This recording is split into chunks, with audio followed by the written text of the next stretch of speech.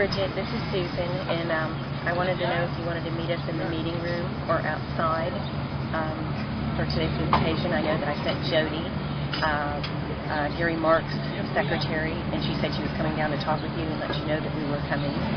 And I've already talked to the sheriff's office and let them know that today is my visitation day. And so I really need you to call me back. Thank you. Okay, this is where Landy has designated. These are my visitation days. And as you can see, June 19th, 2009, Friday, 11 to 1 for Father's Day. Also have an order appointing alternate guardian where it's giving my visitation privileges that I should have, and that Landy is in charge of finding an officer to sit with me so that I don't brush Luke's teeth, and he's in charge of doing that. And now we've arrived here today. There is no officer available, and they're telling me that I cannot see my sons.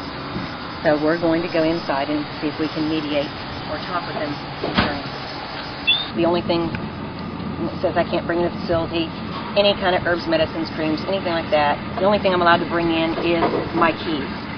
Senator Will Hartnett even said that if they don't let you see your child, they're holding him virtual prisoner. And the fact that the father has denied any rights of the family, the maternal side of the family, to even see Luke. In fact, they have a list inside that tells who Luke can see, who's allowed to come and see Luke.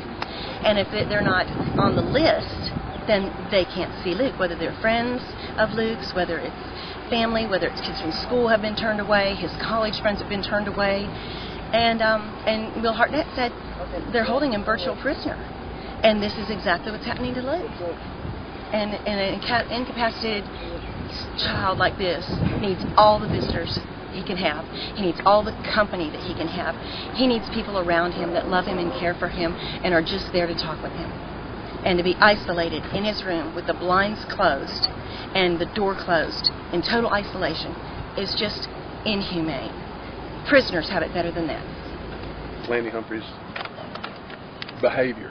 It seemed like ever since this started and he was appointed temporary guardian before he got to be guardian, he changes the rules about every 2 weeks. And nobody can follow the rules because the rules are different next week. And he's done this forever. Then he sends her this thing saying, okay, this is your visitation day. Then all of a sudden, 2 days before the visit, we get a letter saying, oh, no, you can't go that day. It's different now. And in the letter even states that I'm doing this because you did all this stuff. Well, the stuff she did was just something that concerned her son with trying to find out what his condition was when he had bruises and sores and cuts on him and everything else. And then she calls the sheriff's office. They come out and look, and they get panicky about it, and they start the sheriff's office started the investigation because of the condition of the ward. It didn't have anything to do with her. When they saw what he looked like, they started the investigation. And the nursing home refused to tell us where he got HIV, which he didn't have as far as I know, and I raised him his whole life from the time he was 8 years old. Father was an absentee father, didn't even ever see him, once or twice a month. Anyway, but we need to know a lot of things. Where he got it, because he didn't have it when he was growing up.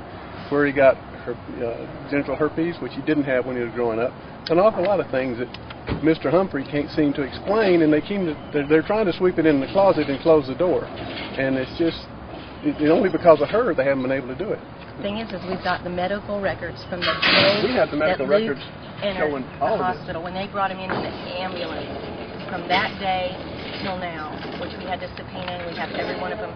Never ever was Luke ever diagnosed with any STD. And I was his doctor his whole life until this started when Landy got control, and there was no evidence of anything. We were responsible for taking him to the doctor, seeing that he had his checkups, he had all of those when he was growing up.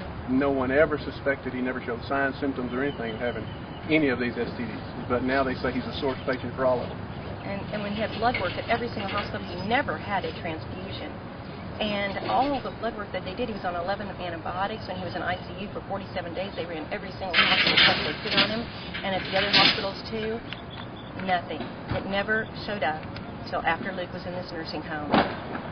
It was in March, I believe, of 2006. He had been here 8 months. So we just want to know how it showed up and what happened. When he has obvious neglect, like